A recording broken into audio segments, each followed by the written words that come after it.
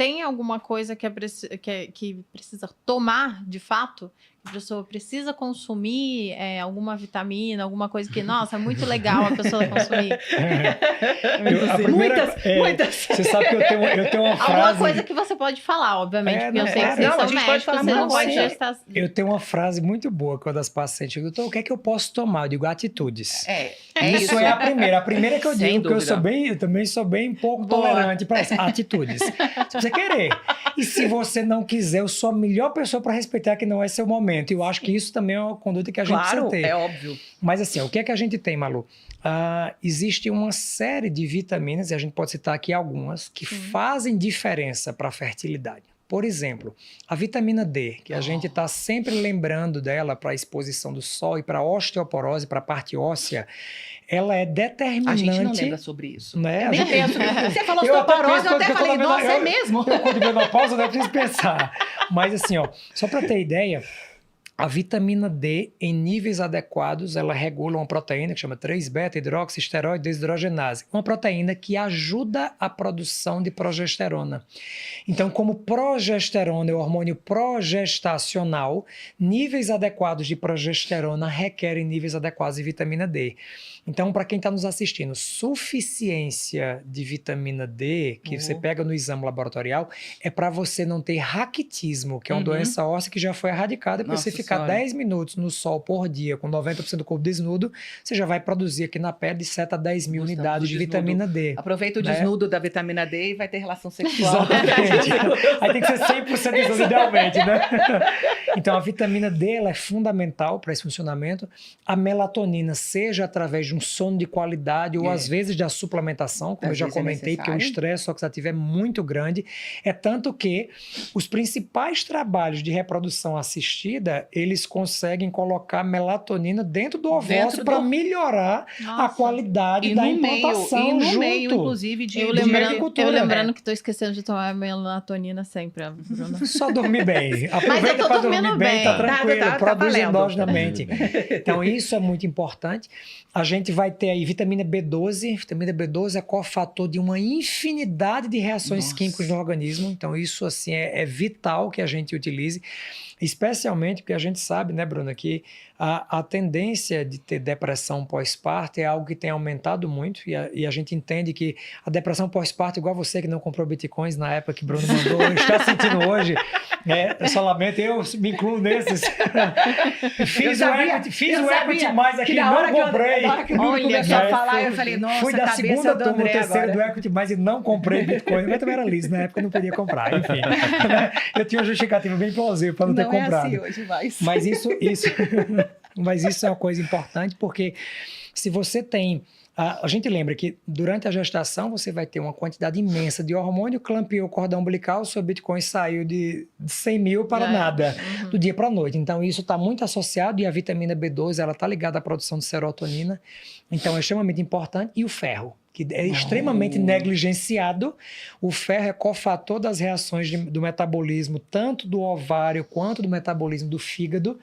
Então, assim, níveis de ferro. E hoje existe uma carência muito grande de consumo de ferro, né, através dos alimentos, porque os alimentos cada vez mais pobres, né, enfim, por todas as questões da agropecuária, mas a gente tem uma necessidade de ferro grande e, mais uma vez, suficiência de ferro que tem no valor, no limite inferior do exame, não é o ideal para uma gestação e para a fertilidade. E aí você pode aí brincar, porque de suplementação, nós dois temos cursos de suplementação dentro das nossas áreas. A gente vai dar aqui aula. A gente passaria um dia aqui falando. Eu vou voltar para a gente falar de ócito de novo, porque eu acho que a gente tem que lembrar que o ócito é a célula mais complexa dentro desse contexto, e dentro desse ócito nós temos uma quantidade enorme de mitocôndrias. Nós temos mais mitocôndrias dentro do ócito do que, por exemplo, numa célula cardíaca. Explica o que é mitocôndria para quem não conhece. Mitocôndria é uma organela dentro da célula. Na aula de biologia... É uma usina. É uma fábrica de energia. A gente fala em fabricar energia e, na verdade, ela faz tudo, né? O sistema oxidativo é mitocondrial, produção energética é mitocondrial, hormonal é mitocondrial. A gente vive para as nossas mitocôndrias. E não à toa os exercícios físicos melhoram a mitocôndria, a biogênese mitocondrial e a atividade, e o sono, enfim. A gente vive para cuidar das mitocôndrias. E essas mitocôndrias precisam de nutrientes para exercer as funções essenciais dela. Para produzir energia, precisa do estilo de vida, precisa da suplementação, precisa de vitamina D. Vitamina D é um grande marcador celular, inclusive, para ciclo circadiano, Sim, né? Que é um hormônio, né? É um hormônio Vitamina D relacionado à exposição. É uma vitamina. Exatamente. A gente fala de vitamina, mas é um hormônio hormônio esteroide, exatamente. Então, a gente é um grande marcador de estilo de vida. Então, você está exposto ao sol, você saiu da sua caverna, você tem hormônio D. Se a gente fica embaixo dessas luzes, que são luzes brancas e luzes artificiais, o nosso corpo entende que você está dentro da caverna sob ameaça. Então, isso vai acumulando dentro daquele monte de coisas que se acumulam.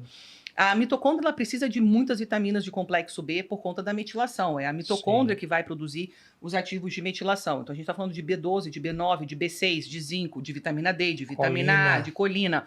A gente está falando, inclusive, do próprio ambiente do estresse oxidativo. Então, é importante botar esses nutrientes lá dentro. Falando de ferro, o ferro é essencial. As pessoas têm medo do ferro, ele oxida. O ferro, ele é fundamental para o nosso... Tanto que o ferro, ele vem da nossa mãe. A gente não tá... Essa história da absorção do ferro é uma das coisas... Eu falo sobre isso também quando a gente dá aula, quando eu dou aula. O ferro, essa história do ferro ser absorvido no intestino, isso não é uma verdade absoluta, porque a manutenção das doses de ferro são feitas...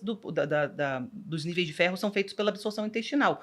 Mas a nossa maioria do ferro nem passa pelo intestino. A gente tem uma absorção de 1 a 2 gramas de ferro dia, que é irrisória, ridícula, em relação ao que nós... 1 a 2 miligramas, perdão, em relação ao que nós temos dentro do nosso corpo, que é infinitamente melhor, é quase 100 vezes maior do que isso no fígado, nas nossas hemácias, que é muito maior do que isso. E isso vem durante a gestação. É uma herança das nossas mães. Então, o ferro ele é passado das mães para os filhos. As mães, durante a gestação, passam ferro, principalmente no 3º trimestre. E depois, essa criança tem o ferro para fazer a sua expansão volumétrica e todas essas questões. E essa absorção de ferro ela é apenas pontual. A colina, a gente falou, magnésio, que é fundamental. Magnésio essencial. Zinco e selênio, que são dois minerais importantíssimos. Para funcionamento de tireoide, funcionamento ovariano. Função antioxidante, produção de glutationa. E são essenciais para o metabolismo do ósseo. Lembrando que a gente tem que cuidar bem das mitocôndrias. Se a gente cuidar bem da mitocôndria, a gente está feliz. E aí, só um detalhe. Pelo amor de Deus, não saiam daqui com a lista de tudo isso achando que você precisa fazer o xixi mais caro da sua vida, porque não vai estar absorvendo nada. Exatamente. Muito cuidado com falar isso. Agora. Né? Então, passe no médico, de faça os exames e descubra o que você de fato precisa. Exatamente. Porque tem algumas coisas que você vai precisar, outras você não vai precisar. Até porque você vai obter só da alimentação. Isso que eu falo, dados da Organização Mundial de Saúde mostram que a gente tem hoje uma deficiência muito grande de minerais, de vitaminas e minerais. E essa deficiência, a gente hoje tem um dado que é um termo utilizado pela Organização Mundial de Saúde, que é fome oculta. Então, se a gente for procurar a fome oculta é uma desnutrição. É uma desnutrição e todos Inclusive, vários obesos estão desnutridos, exatamente. Você tem muita caloria, mas tem uma desnutrição proteica e associada a vitaminas e minerais. E do ponto de vista de suplementação, ao contrário do que muitas pessoas podem entender, menos é mais. Então, às vezes, chega assim, eu tô usando, eu tenho coenzima Q10, eu tenho, sei lá, N-acetilcisteína, tá, e uma volta. E a vitamina B9, por exemplo. Exato. Então, menos é mais. Vitamina B9 é folato. O metilfolato. Folato. E aí, um detalhe importante, só para trazer, porque às vezes, você que está aí nos assistindo, quando você pega esses polivitamínicos de A a zinco, Eu tenho pavor. Tem um grande detalhe. Vou trazer um único exemplo, porque existem competições para um único só. Existem competições da absorção entre vitaminas. Então, a vitamina D, para ela ser absorvida e funcionar, ela depende de vitamina A. E aí, o que é que você pega? Porque o receptor, lembra que a vitamina D, como sendo um hormônio, ela sai daqui, ela se liga no seu receptor para fazer a sua função. Se você tem excesso de vitamina A, ela faz com que esse receptor feche. A gente chama isso de dimerização do receptor. Ele trava. E aí você pode colocar toda a vitamina D do mundo que ela não vai entrar dentro da célula. Qual é o grande problema? No geral, a gente precisa de uma proporção 10:1 de D para A. E aí você pega um polivitamínico, ele tem uma proporção de 7:1 de A para D. Então é muito comum. Por exemplo, a gente vê muito em idoso. É muito comum você pegar idosos que você dosou. Eu fiz isso com meu avô. Tinha vitamina D de 20, vou tomar um de Azinho. Isso. Um A5 da vida aí. E a vitamina D de 20 e pouco caiu para 16. Depois de usar. Porque tanto excesso de vitamina A dimeriza, a vitamina D não é absorvida. Então, por isso que a gente precisa ter cuidado, porque existem competições entre vitaminas e entre minerais. E por isso tem que ser avaliado se precisa as doses que precisa para fazer a E a reposição. hora que toma. E também. E o detalhe, Bruna viu? fracionou o Tem meu que ser. todinho. Você acha que eu tô conseguindo? Tô Então, lá. tudo no café. Pega um comprimido e Tudo no toma. café. Outra questão não interessante. faço isso. não. Eu separo em 3 vezes ao dia, fracionar. mas às vezes eu não consigo. É. Às vezes era pra ser em 4, entendeu? Agora Exato. ela botou em 4, tá difícil.